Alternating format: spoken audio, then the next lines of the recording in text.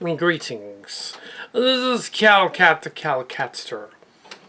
This is a review of My Little Pony, the updated Friendship is Magic movie. I went and saw it. I saw My Little Pony. I'm not going to watch Stone Gremlin's thing. I'm going to do this first. I'm going to watch their version. So let it be known that Lloyd the cat has a cameo. A rather lengthy cameo. And also, one of the guys from the Job Club years ago, his character is in the movie. Not really, but pretty much, yeah. It's not really him, but he's totally the same character as one of the villains. So, somebody at that Job Club, apparently years ago, 2012 or so, was not only a brony, but knew the people that worked on Friendship is Magic and said, let's put this in the movie. Years later, let's do that. Either that, or that unnamed student's character from years ago. Either that, or he was actually borrowing from an already existing canon character, which is more likely that was a minor bit villain in the show. I don't know. I'm not a brony. Anyway, yeah, it's not a brony. Mark Scars is a brony. I went to see a movie where he's on Hawaii. And, yeah, My Little Pony, the Friendship is Magic. Rotten Tomatoes is giving it about half, 50%. Yeah, see it or not, you know. Well, considering the saccharine infusion that was the first one, this is actually an improvement on the first one, I think. Although the first one was the first out of the gate, and it launched the cartoon series. So unlike the animated Transformer movie or the animated G.I. Joe movie that came out near the end of both series, this one came out and started the series. This sequel, though, is at the end of the cartoon series. Yeah, sort of pseudo-sequel. Fans of the original show, there are many callbacks, including the sea ponies and other spoilers. And the Pony Village from the first one is in there, or at least something that looks a heck of a lot like it. So yeah, so yeah, yeah. Was it? It was fine. I would give it more than 50%. I would say that it was better than Equestria Girls. I've seen that travesty. That was about 20% for that one. But yeah, the Friendship is Magic movie, because it's not really, it's Friendship is Magic the movie. Yeah. It's one of those Hollywood movies where the drawback that makes it maybe 70% or 3 stars roughly, instead of 2.5, 3 stars, instead of what it would be higher, is the tendency when they do a modern Hollywood movie, and this has been the case since the Jetsons movie in the late 90s, that we have to throw in pop stars because otherwise no one will notice us. So even the G.I. Joe movie in the 80s had Don Johnson thrown in there, and Sergeant Slaughter. Don Johnson being nothing to do with G.I. Joe at that point.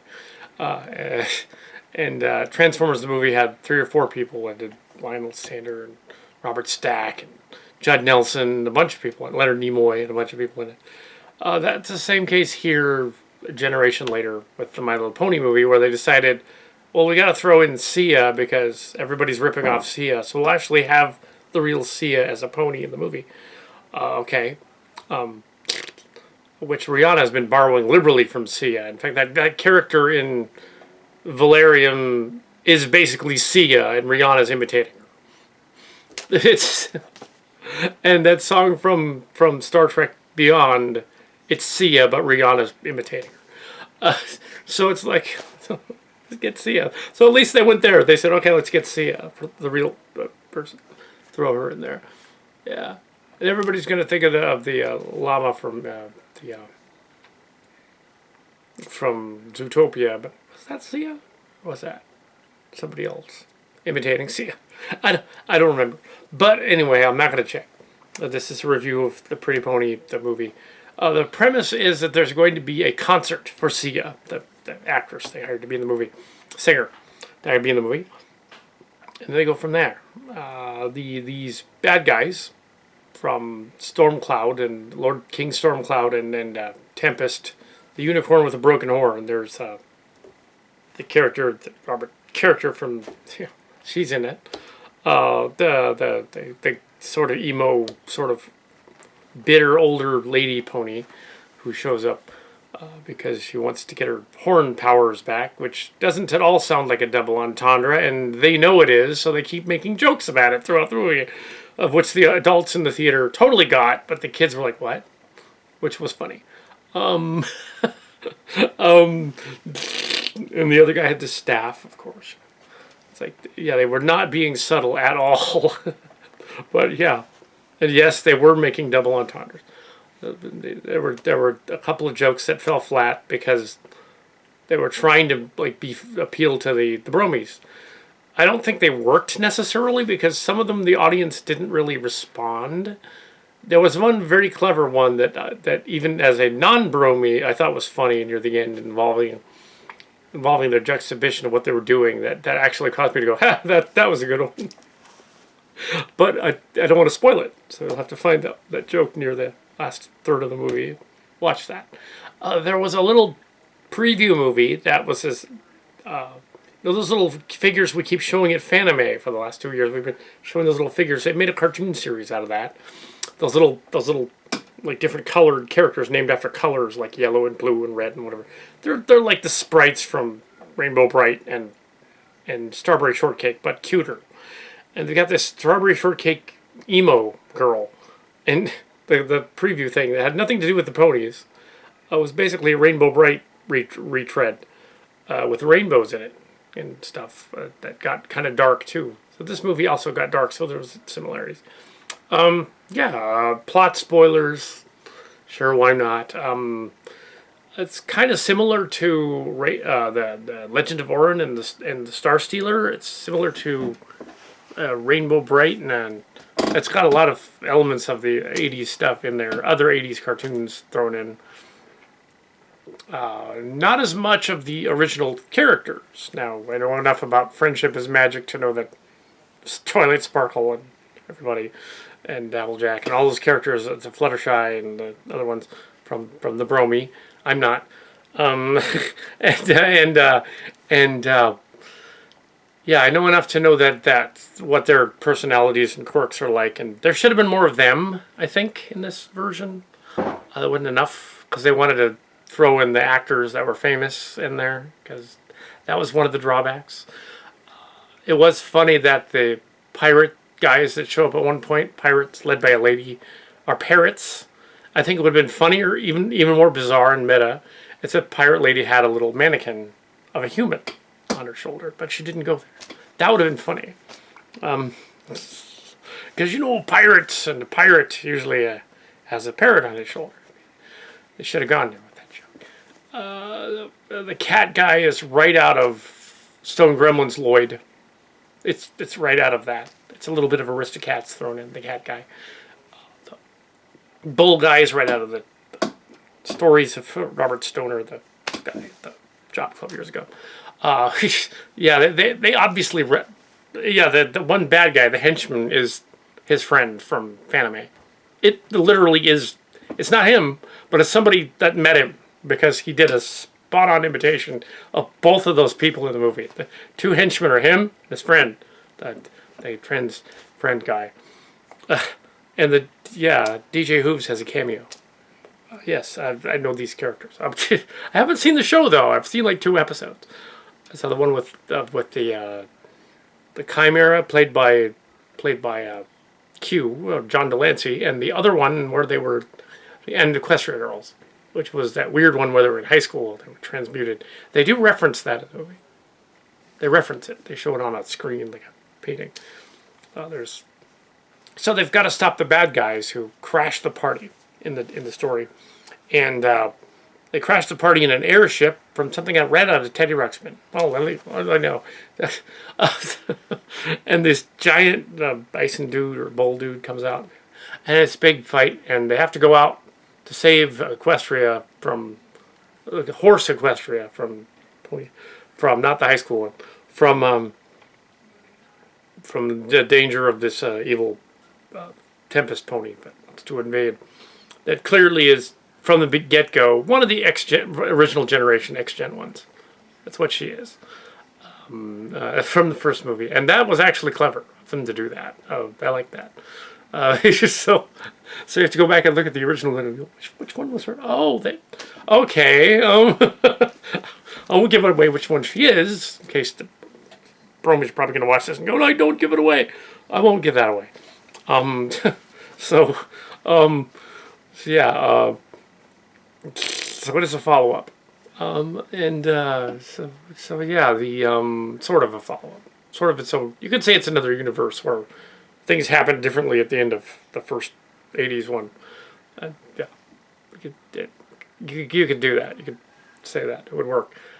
They go on a quest, a hero's journey, and they go down to go to this, end up in this desert land thing, kind of a Star Wars spoofy kind of thing with desert. And they meet this ruffian cat guy that wants to gamble them away, but then has a change of heart, and then the bad guys show up, and they capture him to get to them, and they're on their way to this mountain retreat thing. And when they get there, spoiler, they find the sea ponies. They're the hippogriff ponies, but they're sea ponies. They've turned themselves into sea ponies, which is different from the original, from what I'm told.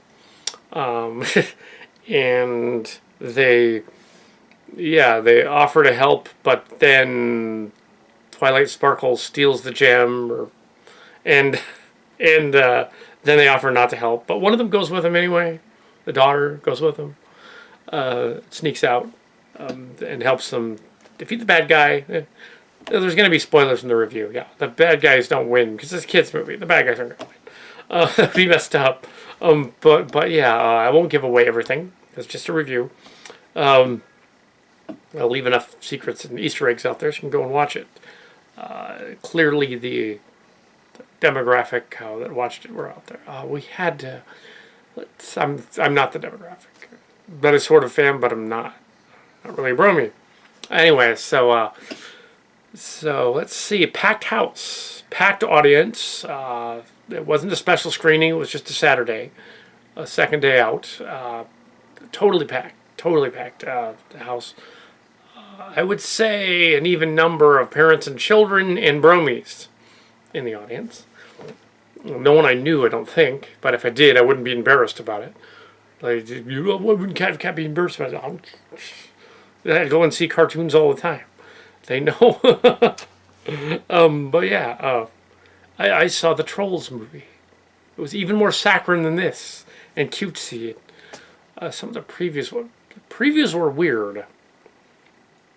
There was they showed Wonder again as a preview. The one with the kid with messed up face, except they jazzed up the music a little bit to make it more like that movie Mask with a Cher in it, make it a little more poignant. Or we won an Oscar. I don't think it's gonna get one just because it just goes too far with its. Like, oh, we discover the true inner self of this beauty of this kid that's kind of obnoxious at the end and kind of is overconfident. It's like in the ad, and it's like, really? That kind of throws it off a little bit. It kind of makes you not want to watch it. And I wasn't the only person that was like, that's a weird way to end the trailer. It's like, that's kind of weird.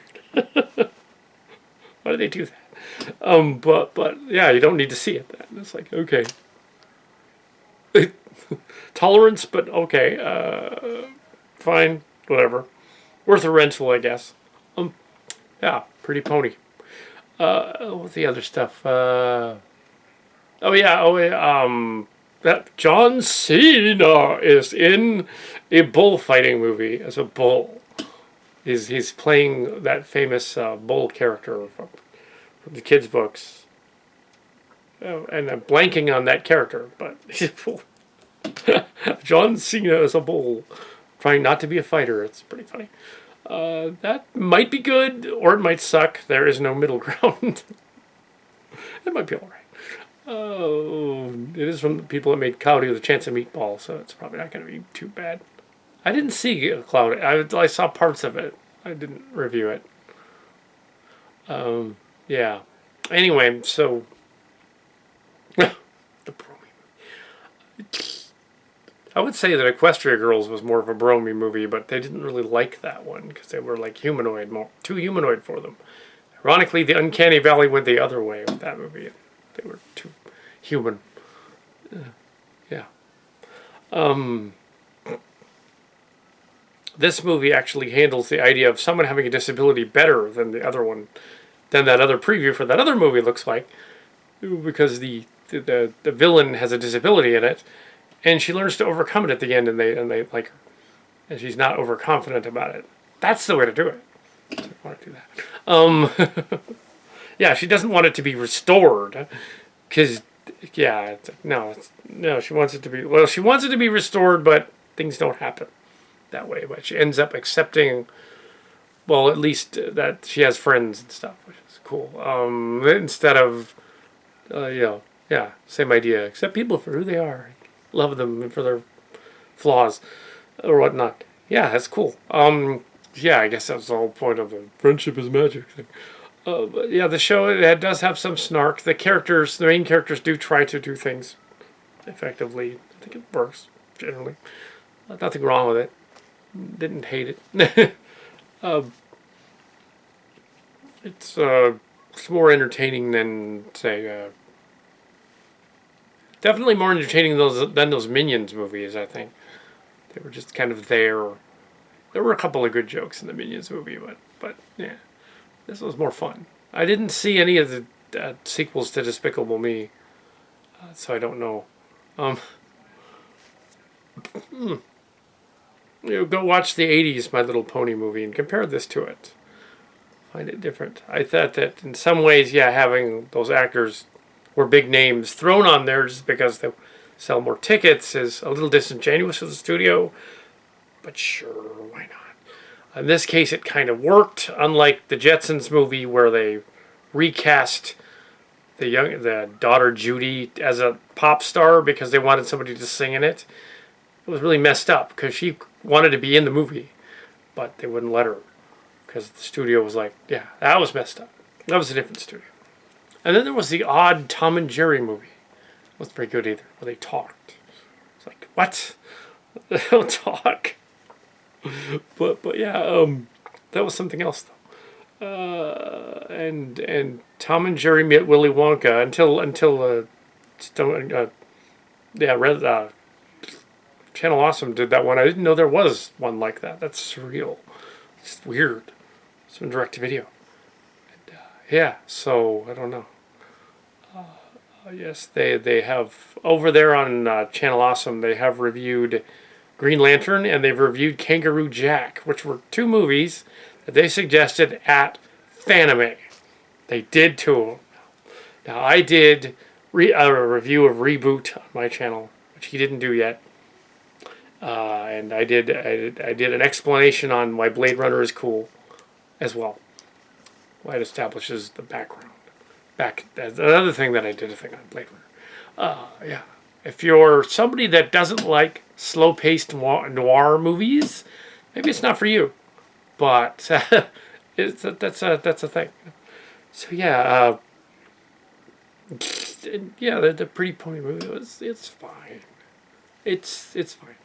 There are scenes that might be a little bit intense for very small children in the My Pretty Pony movie, but nobody was freaking out. Some of them started whimpering over there in the corner on the side when there was a scary like cloud and the guy came out of the ship and stuff. That was kind of scary, but for little kids. But the boys they liked it. They didn't care. The pirates are awesome. Was a funny thing. Yeah, they were.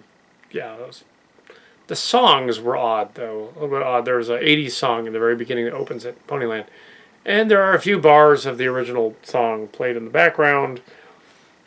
Actually, the original song has lyrics. If you get the '80s one, watch it on demand or something. There are lyrics to the My Little Pony song. Yeah, as there were to the remake, and the lyrics are about springtime and sunshine and pretty cute things and flowers and stuff. Because it was written by a bunch of hippies. You can kind of tell. They're not really pretty ponies. They're just really, really stoned. Whoa. Kind of like that Trolls movie. This movie would probably be way more entertaining if you were a little bit baked. I was not. I don't do that. But if you were baked, you'd probably like it. It's not as much as the Trolls movie, though. That was like, oh my god. Like, it's saccharine and cute. Yes. There's my review. A Pretty Pony movie. A few spoilers, so it's a spoiler review, but yeah. My